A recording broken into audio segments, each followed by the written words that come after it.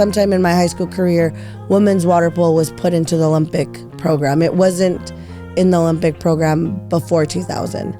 So then that comes into play too. Like, oh my goodness, like this is the perfect time to be the age that I am, right? Like all these opportunities, the opportunity to pursue a sport in college to pay D1, the idea of maybe actually becoming an Olympian by dedicating more time to this sport. So it was just a busy time, and then a time for me to be focused, and that's what I did. At what age were you in the Olympics in London? So London was my last one, and I was 32. Oh, okay. And Sydney was my first one. Yeah. Okay. And I was 20. That's four Olympics, right? Yeah. Wow. And so your first Olympics was Sydney. Yes. What was that like for you, your family, that whole experience from knowing that you were going to go to going? It's hard to put into words. I will say for water polo, usually there's like 4 years of a buildup, right? But women's water polo was put in late. And thankfully Australia is a big aquatic country, right? So they were really pushing for it last minute. It got in 97, 98, at the end of 97, 98. So that's 2 years into a quad, right? A quadrennial of when people start training for the next Olympics. So it was one of these things where like it's in, and then all of these qualifying tournaments, and then you get there, and it's incredible to be a part of the first ever, right? For women. So everything that you could imagine, and then multiply that by 10. So I think the coolest thing I would say is opening ceremonies.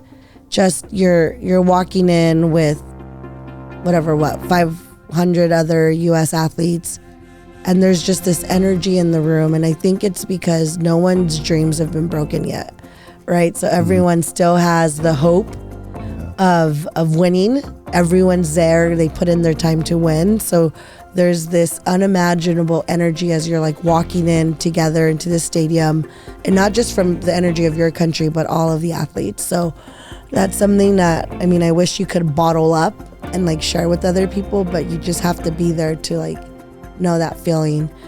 And that's great. And we ended up in the final against Australia in Sydney, and it was great. We were in a 17,000 capacity stadium, and I would say there were 16,500 Australians and maybe 500 other people, not all Americans. So it was a great atmosphere to be in. You couldn't like draw it up any better. Especially for Australia, they won with 1 second to go. They beat us. So for them, it was a fairy tale ending, right? Like, and for us, I would say that that's the moment where the dream of becoming an Olympic champion for me happened, right? Like before, it's like, oh, the Olympics, this great thing. Like you just want to be there. And it was the first one ever for women, right? So of course we wanted to do well, but it wasn't like I really, really was thinking we're going to win it all. It was like, oh, let's be there. We can compete. We can compete with everyone. But after that loss and being on the podium, that's when for me, that seed of like, no, I want to be on the top of that podium. Okay, so you were at the podium. And in that year, it was a silver medal. Yes. But after Sydney, we started doing really well. Like before Sydney, we were like 7th place in the world. No one thought we would be in that final game. We get there. We're like, okay, now the world is seeing what we know we're capable of. And after Sydney, then we were favored. We won in 2003, we won the World Championship. It was the first time ever the US had won it. In 2002, the World Cup, we got second. 2001, World Championship, believe we were 4th. So going into the games in Athens, we were favored. So then we meet up against the Italians, who we beat in the final of the World Championship the year before, and we lose by 1 at the end of the game. Right? So it's, here you are, and you're favored to win. Now our goal is to win. So now your goal is shattered. You can't win it all anymore. So then how do you downshift quickly? How do you recuperate? So for us to be able to jump back in, and then I don't believe we played that well in the bronze medal game, but at that end, it doesn't matter. It's like, who is just going to win? Like, who's going to find the will to win after you're devastated of losing that semifinal? So then we won the bronze, and Athens was great because they did such a great job of bringing in so many symbolic gestures and items from like the ancient games. Like they had the olive branches on your head, the size of your medal was the same size as the ancient medallion, and to be back in that city, it was really special in so many ways. Granted, we didn't win the gold, but it was still a very special experience. Was your team pretty much the same?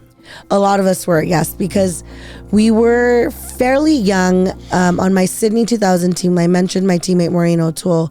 She was the oldest on the team at like 40.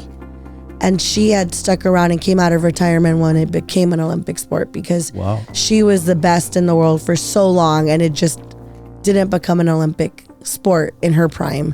So she was able to just stick it out and make that Sydney team. So in 2004, we were a team that had experienced the Olympics, had been there, and had played together for a while. So Athens was very special and meaningful. You didn't accomplish your redemption from Sydney, and then there's Beijing. Yes. So I would say we win the silver medal in Beijing, and there's quite a few retirements after Athens, right? There's players that were older than I at that point that did too, and we're like, no, we're done. So we were a fairly young team going into Beijing, and again, we were favored to win, and we didn't win. But I would say two things that I remember from Beijing, and the opening, like it was out of this world. Like opening ceremonies, just everything that China put on for those games was mind-blowing. So it was great to kind of see all that. And sometimes we don't see all of it because we're training and focused, but they did an incredible job. But we get to the championship game and we go down 4-0. And at that point, you're like, oh my goodness, like what's happening, right? But then you fast forward in that game, right? And I believe we were tied 5-5 going into halftime. So then you're like, okay, you bounce back. We end up not winning that game. We lose by 1. Everyone's devastated. No one's talking in the locker room. You walk around to the podium and like, I don't think anyone really is smiling on the podium. And I look back to that moment, and I was captain of that team, and it makes me so incredibly sad that we are the second best team in the world on a podium where, do the percentages, I think 1% of Olympians are Olympic medalists, right? So we've done something so great, but we can't in that moment enjoy it because we were so focused on the outcome, and like we're forgetting like how we got there. So that in part is why I decided to stick around for 4 more years, because I don't have the gold that I'm so competitive about, but it's also because I didn't want to remember my last memory of like playing this sport in such a like awful, our reaction was awful, mine was awful. So I didn't want that memory, like a sport that had given me so much. I didn't want that. And now like looking back, I'm like, oh my goodness, we bounced back and we almost won that game, and no one remembers that resilience that we had. So like now it pisses me off when I think back, because all we heard, and in that game also, one of their players scored 7 goals. So then the only thing that anybody ever thinks about that game is like, why didn't you press that girl? And I'm like, okay. And I'm like, flip side, I've had teammates that also score 7 goals. So it's not like that wasn't the only thing, right? So for me, it's like you're focusing on that, but you can't focus on the fact that we bounced back from 4-0. And there's other details like people injuries, broken fingers from semis, like all this stuff like that outsiders don't know. But I look back and I'm like, why didn't we like lean into that resilience that we had? And yes, it wasn't our day, but that made me so mad. So we got silver. Another special thing from that is there was another commerce girl on that team. So here you go, like you have this small city that I grew up in, and you have 2 of their athletes that make this Olympic team in a sport where in our city is big, but you don't really hear about in, I don't know, like in the San Gabriel Valley, like how many people are like, oh, water polo, or how big it is, right? So when you put it in that context, it's like there's so much to be proud of, but it kind of all got overshadowed because we won the silver. I'm a 3-time Olympian. I'm done with college. I'm 28 at this point, and some would say, oh, maybe you should retire now and think of other things, especially as I mentioned, like we really just break even, right? In our sport, it's a small sport. But I still had this fire and drive. I still wanted to go for one, because I didn't want my last memory to be of me not being grateful on the podium. And then two, I still wanted to give it one more shot. So I said that I would go for it again. And as I was deciding this, then we get a new coach. So I had the same Olympic coach for 3 Olympics. Going into my 4th, there's a new coach. So change is hard. Transitions are hard. And it was not the best first 2 years of a quad. There were times, I know that my mom, who's ultimate supporter, ultimate critic, just person that'll give it to you straight, which I appreciate her for that, was like, why are you still playing? You're not happy anymore. Like, you cry all the time. Like, why are you doing this? What do you need to prove to anybody? And she was right. And so at some point in the next quad, there was a decision I had to make. Like, are you just going to go for it and like block out the noise and go back to the fun and the joy? And I did. And then I recommitted and I focused on different things. And then it worked out. I was captain of the 2012 team. We go to London. Going back and watching the film, we didn't do all that great, but we did win. So that's all good. So yeah, we get the fairy tale ending. We're there, we win. And one thing that helped us in that journey, right, was talking about things that didn't go well in Beijing. And there was a few of us that were on the Beijing team that were also on the London team. And one thing in particular was, before the final game in Beijing, the bronze medal game went into overtime. So at this point, you have everything planned out, right? It's like an hour and 15 minutes, you start stretching, you're in the water by this. Like, you have your routines, everything's set. So when that game went into overtime, they had both teams like lined up getting ready for introductions, just facing each other for an extra 20 minutes. Oh, wow. Right? So in hindsight, we're like, oh, wow, we should have done something, right? Like, any of the newbies that were there, maybe like the moment, who knows, was too big. I don't know. It was a lesson learned. So we talked about that going into London and saying, like, if the game before us goes into overtime, we're going to jump back in the water. We're going to kind of do another small warm up. Like, well, we're going to get refocused. And did that probably help us? I'm sure it did. Right? So all these silver linings, right, from that. So sometimes you need those experiences to be successful later, but it helped us. We did well in London and we won.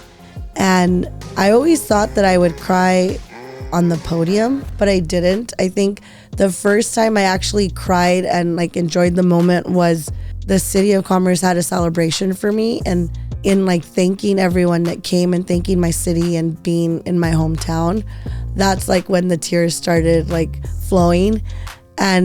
And it was great. And I think also it just takes you a while to process it all, right? Like, you're in that moment, you have all this adrenaline, you win, and you're so happy and relieved. So it took me a few weeks to finally like really enjoy it. But I've always felt like it was so fitting and nice that it happened in my city, that I was finally able to just let all the stress the rest of that 4-year cycle. Did you still have the teammate from Commerce? She wasn't on the London team, no. Oh, that was the culmination of not just the last 4 years, but exactly 16, maybe even before. Mm-hmm. Wow. Would you have been okay if you didn't, like, would you have been okay with the process, knowing what you left, Beijing, if you had not left with the gold there? Yes. And, back to my mom, talking to her the night before, she mentioned it to me, like, whatever happens tomorrow, you need to be okay. Like, there's nothing more you could do, right? So I think having these very honest conversations with her has always given me, I think, the perspective and wisdom that I need, where I was going to play whatever best water polo I could play. And at the end of the day, that's all, right, that I could do. And I think I would have had a different reaction. And I would have, because of Beijing, if we had not won, like, I would have made it a point to like bring the team together to enjoy that moment. Because even now I think back and like that Beijing team isn't very close. And I don't know, like, maybe there wasn't closure or whatever, but it still like leaves like a bad taste in my mouth, that it's like that, like, I connect with different teammates, but we're not all like a unit like maybe some other teams are.